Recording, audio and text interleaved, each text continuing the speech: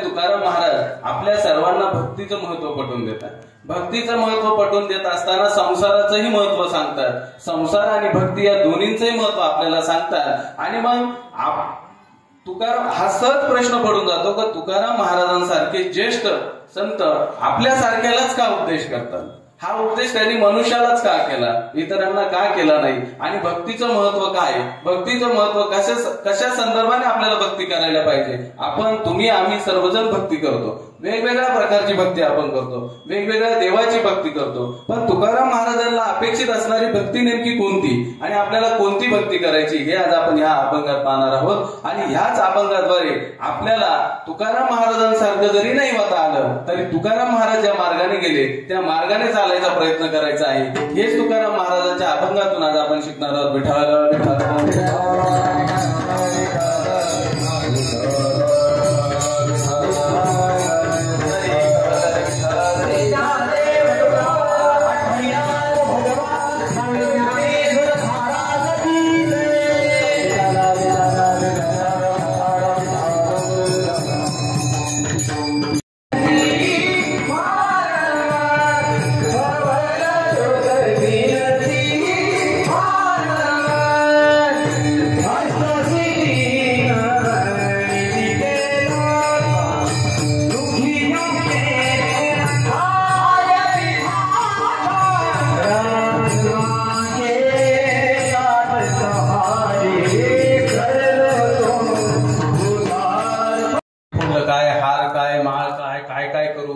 परत रविवार, परत मल्हारीची वारी, परत सोमवार, परत महादेव, अशी तर आपले 7 दिवसाचे 7 देव.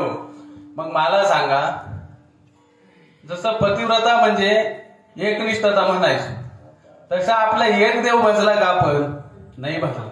मग मला सांगा, या व्यभिचारी दोषाचा भक्तीच्या दोषाचा दोष काय माहिती का.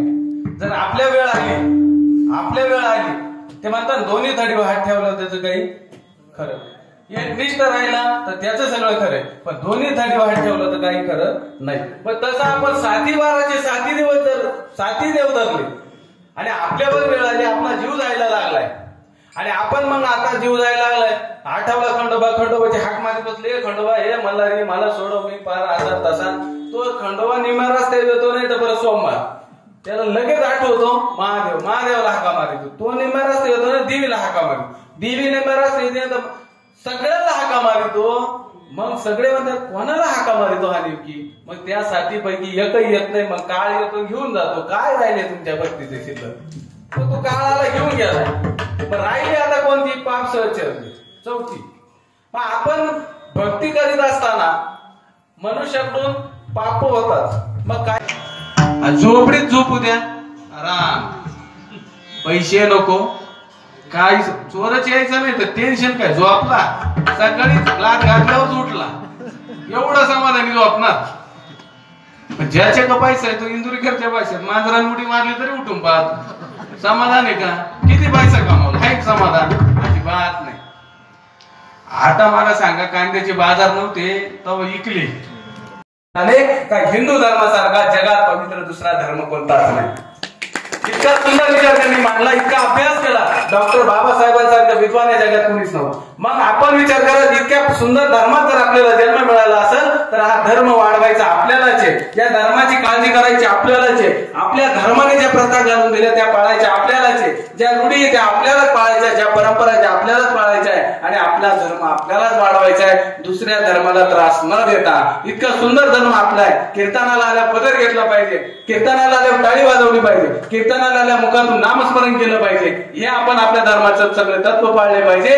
इतर धर्मांची तुलना करण्यापेक्षा त्या धर्मांपेक्षा आपण किती मोठे हो, हा सुंदर संदेश आपण सर्वांनी घ्या. आई वडिलांची सेवा करा. त्याचं कारण एकच सांगतो, पंढरपूरला जो पुंडलिक राय आहे आणि पंढरपूरचा पांडुरंग तिथं आहे, तो काही कुणी घडवला नाही, बसवला नाही, आणला नाही, स्वयंभू आलेला नाही, घडविला नाही, पैसा तो घडवला नाही, बसवला नाही, स्वतः आलाय. का आलाय, पुंडलिक राय आई वडिलांची जी सेवा करतोय, जी सेवा करतोय त्या सेवेचं फळ म्हणून पांडुरंग तिथं आलाय. जोपर्यंत पुंडलिक राय आई वडिलांची सेवा करतोय तोपर्यंत पंढरीचा पांडुरंग तिथपर्यंत आहे. म्हणून